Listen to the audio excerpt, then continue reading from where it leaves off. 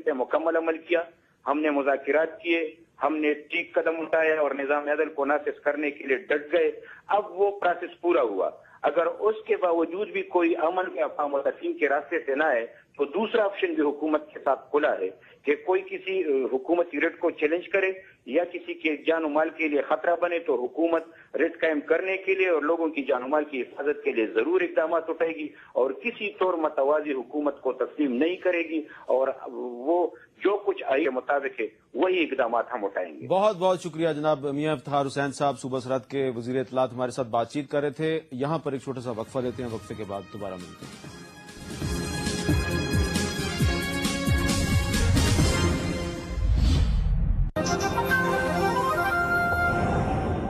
हम खुल के वेलकम करते हैं जो हमसे नाता जोड़ते हैं बिना किसी समझौते के।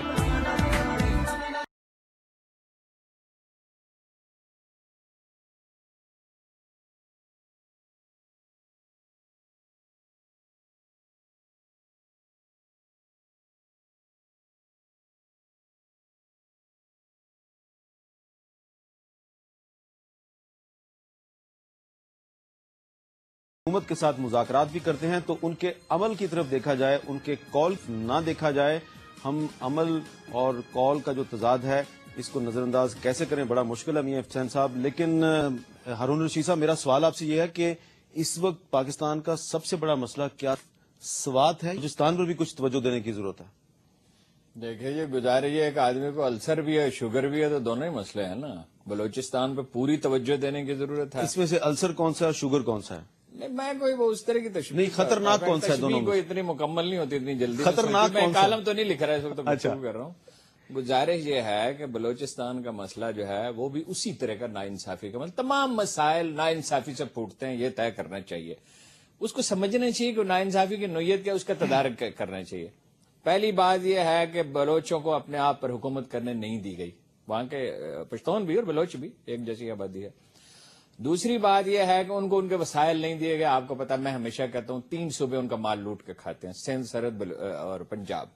उनको आबादी की बुनियाद पर कैसे आप वसाइल देते हैं जनाब? ये कि वो वसाइल तो 3 बुनियादों पर दिए जाते हैं दुनिया के हर कॉन्स्टिट्यूशन में। पसमानदगी कितनी है, रकबा कितना है, आबादी कितनी है। आप उनको 6% वसाइल देंगे और थोड़े से और खैरात के तौर पर, इससे मसला हल नहीं होगा।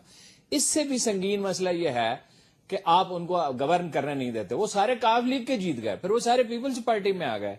कोई बलूचिस्तान में इलेक्शन नहीं हुआ। ईमानदारी की बात यह है, धांधली हुई, फ्रॉड हुआ, वाला इलेक्शन कोई नहीं हुआ। अब धांधली की एग्जैक्ट नोयत क्या, ये तहकीक से मुतय्यन किया जा सकता है, मैं वहां गया नहीं हूं।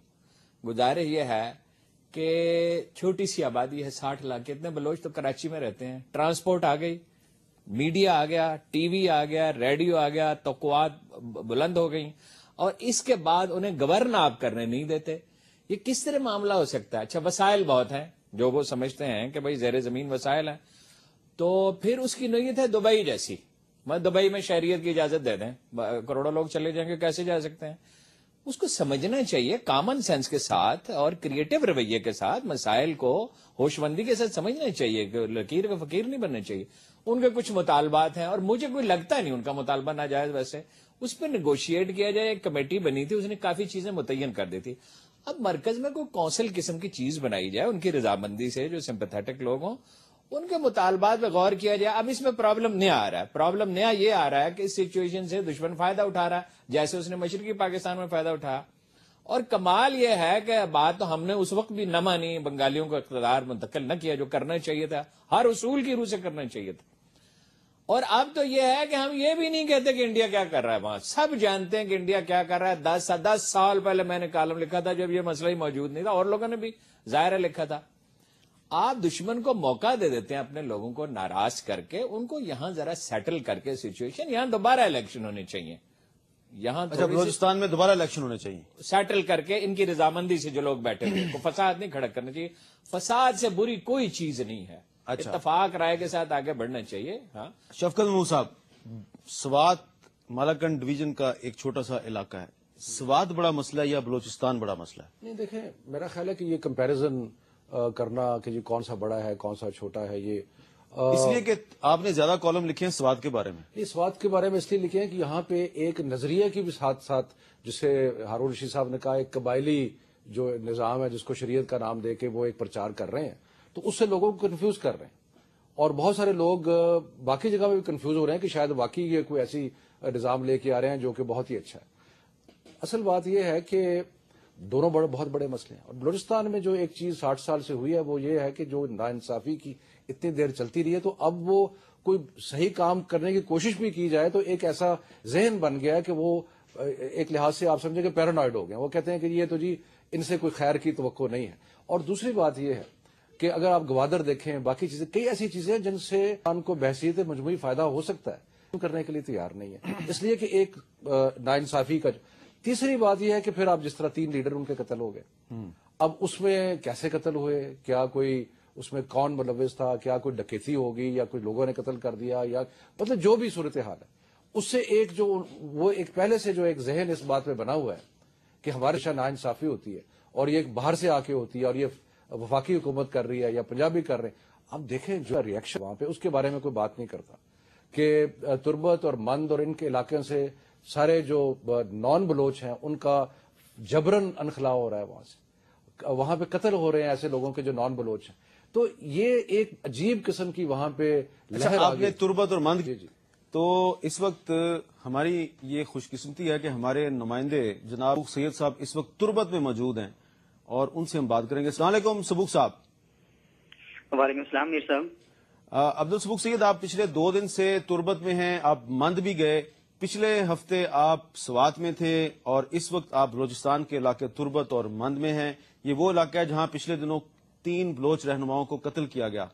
کیا فرق نظر آتا ہے آپ کو بلوچستان کی صورتحال میں اور سوات کی صورتحال میں؟ آپ دونوں علاقوں کا دورہ کر چکے ہیں۔ میر صاحب، جب میں سوات میں گیا تھا تو سوات کی جو صورتحال تھی وہ انتہائی خوفناک تو تھی، جو ہم بہت پہلے گئے تھے، لیکن وہاں پر جو نظام عدل کے نفاذ کے بعد وہاں کچھ ہمیں لوگوں کے چہروں پر سکون نظر آ رہا تھا، لوگوں کے چہروں پر کچھ خوشی نظر آ رہی تھی۔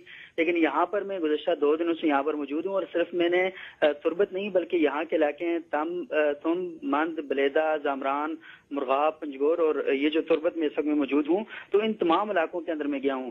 میر صاحب، یہاں پر مجھے لوگوں کے چہروں پر بہت زیادہ مایوسی اور بہت زیادہ تشویش جو ہے وہ نظر آتی ہے، اور اس کے ساتھ ساتھ جب سے یہ 3 بلوچ رہنما یہاں پر ان کا مرر ہوا ہے اس کے بعد صورتحال انتہائی بری حد تک آگے چلی گئی ہے۔ اور یہاں پر میں آپ کو بتا نہیں سکتا کہ دیوار پر اس قسم کے نعرے لکھے ہوئے ہیں پاکستان کے بارے میں کہ جو شاید میں یہاں پر ان کا یہاں پر نعروں کو میں بتا دوں تو شاید پورے پاکستان کے لوگ بہت زیادہ تشویش کا شکار ہو سکتے ہیں، لیکن اس ساری صورتحال کو میں ایسے کر کے بتا نہیں سکتا۔ اور یہاں پر اس ساری صورتحال کے سارے چہرے کے پیچھے جو چیزیں ہیں وہاں پر دیکھی جا سکتی ہیں وہ بھی انتہائی تشویشناک صورتحال ہے۔ میر صاحب، سارے علاقے کے اندر لوگوں کے پاس پانی نہیں ہے، وہ گدلا پانی پینے پر مجبور ہیں، اور اگر وہاں پر لوگ بیمار ہو جاتے ہیں، ان کو کوئی پریشانی ہو جاتی ہے تو وہ بیچارے جب اسپتالوں کا رخ کرتے ہیں تو پہلے تو اسپتال ہی موجود نہیں ہے، اگر اسپتال ہیں تو وہاں پر عملہ موجود نہیں ہے، اگر عملہ ہے تو وہاں پر لوگوں کے لیے کوئی صاف دوائیاں وغیرہ میسر نہیں ہیں۔ اور میں نے یہاں پر مختلف جو کالجز اور اسکول ہیں ان کی جب حالت دیکھی تو اسکول تو یہاں کھنڈر بنے ہوئے ہیں، اور جو کالجز ہیں وہاں پر لڑکے جو ہیں وہ ہمیں یہ بتا رہے تھے کہ یہاں پر ہم سائنس کا سبجیکٹ لینا چاہتے ہیں، ہم پڑھنا چاہتے ہیں، تو یہاں پر صورتحال یہ ہے کہ جو ایکسپیریمنٹ کرنے کے لیے ان کے پاس آلات ہی میسر نہیں ہیں۔ اور ایک لڑکے نے مجھے بتایا کہ وہ میٹرک میں انہوں نے جو مینڈو کو بیہوش کیا تھا تو نسوار دے کر مینڈو کو بیہوش کیا تھا کہ ہم اس کا جو آپریشن کا پروسیس ہوتا ہے، جو ڈائجسٹو سسٹم ہے، اس کو اسٹڈی کرنے کے لیے وہ نسوار دی گئی تھی۔ اور اس کے علاوہ میں یہاں پر بتاؤں جی میر صاحب، آپ خود بھی یہاں پر 2 سال پہلے آئے تھے سیلاب کے متاثرین کو دیکھنے کے لیے۔ لوگوں نے مجھے بتایا کہ آج سے 2 سال پہلے ہم میر صاحب آئے تھے یہاں پر سیلاب کے متاثرین کو دیکھنے کے لیے، اور اس کے بعد یہاں پر 2 سال سے وہی صورتحال ہے۔ اور آپ کو پتا ہے تربت اور مکران ڈویژن میں یہ جو سارا علاقہ ہے اس میں گرمی کتنی شدید ہوتی ہے، اور جو ٹمپریچر ہوتا ہے 52 سے ہمیشہ زیادہ ہی رہتا ہے، اور سردی اور یہ جو علاقہ ہے یہاں پر زیادہ لوگ گرمی کی وجہ سے بے ہوش ہو جاتے ہیں۔ اور میر صاحب، میں نے خود ان لوگوں یہ بتائیے کہ سبوق، یہ بتائیے کہ حکومت کی رٹ کتنی ہے اس علاقے میں؟ حکومت کی رٹ نظر آ رہی ہے آپ کو؟ مجھے میر صاحب حکومت کی رٹ تو بالکل ہی یہاں پر دکھائی نہیں دے رہی، کیونکہ جہاں پر ایف سی کا کیمپ بنا ہوا ہے وہ لوگ اپنے آپ کو تو محفوظ کر کے رکھ رہے ہیں، لیکن باہر اسی کیمپ کے باہر وہاں پر جو نعرے بازی ہے پاکستان کے خلاف لکھی ہوئی ہے، اور وہاں پر لوگ مظاہرے کرتے ہیں۔ ابھی ہمارے تجزیہ نگار شفقت محمود صاحب فرما رہے تھے کہ وہاں سے جو غیر بلوچی ہیں، خاص طور پہ پنجابی، ان کا انخلاء ہوا ہے۔ کتنی تعداد میں ان کا انخلاء ہوا ہے؟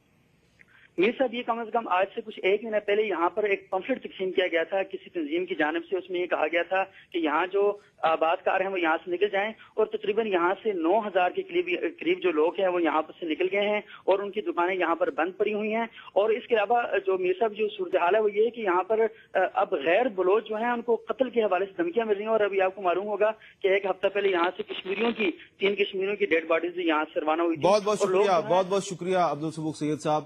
ایک چیز میں ضرور کہوں مختصر کہ جو انہوں نے بتایا نا کہ فالو اپ دیکھیں, سیلاب ہوا کوئی فالو اپ نہیں وہاں. میں نے تو یہ بھی سنا ہے کہ یہ جو اعلان ہوتے ہیں کہ جی 3 لاکھ روپیہ دے دیا, کوئی شہید ہو گیا, کوئی جو ان کو بھی